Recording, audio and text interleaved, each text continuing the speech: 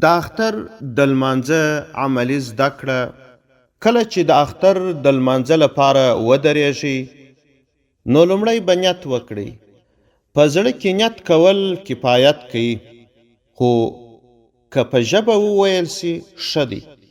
د نیت الفاظ داسې دي: نیت مې دی د زړه د اخلاصه لمونځ کوم 2 رکعاته واجب د کوچني اختر یا د لوی اختر په 6 تکبیره، خاص خدای تعالی را په دې حاضر وخت اقتدا مې ده په دې حاضر امام پسې، مخ مې دی پر لوري د کعبې شریفې.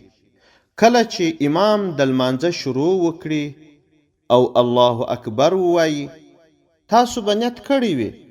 تر نیت کولو وروسته به لاسونه پورته کړي او الله اکبر به ووایاست، بیا به لاسونه وتړئ.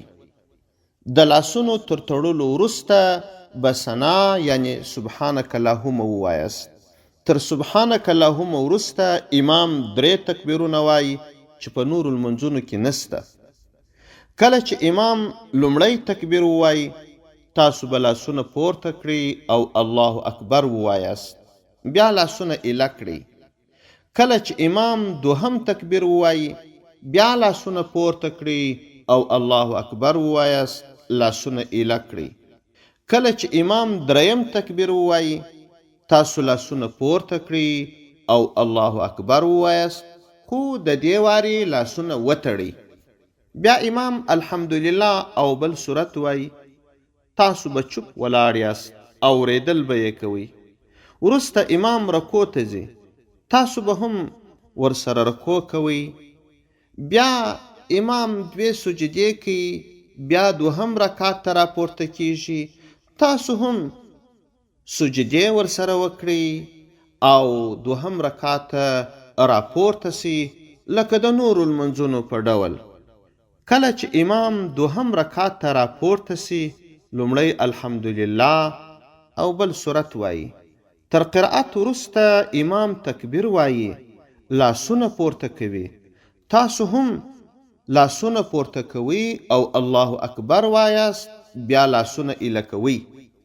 امام 2م تکبیر وایي، تاسو به لاسونه پورته کړئ او الله اکبر به ووایاست، بیا به لاسونه ایله کړئ. امام 3م تکبیر وایي، تاسو به لاسونه پورته کړئ او الله اکبر به ووایاست، لاسونه به ایله کړئ. کله چې امام 4م تکبیر ووایي، دا د رکوع تکبیر دی. په دې وخت کې به لاسونه نه پورته کوئ بلکې مستقیم به رکوع ته ځئ. بیا به د امام سره پاته لمونځ د نورو لمونځونو په څیر پوره کړي، یعنی امام 2 سجدې کوي، ناسته کوي، سلام ګرځوي، تاسو به هم ورسره سجدې او ناسته وکړئ، سلام به وګرځوئ. تر لمانځه وروسته امام خطبه وایي. دا خطبه اوریدل سنت دي. مسلمانان باید خطبه په ښه آرام سره واوري. الله تعالی دې زموږ او ستاسو ټول عبادتونه قبول کړي.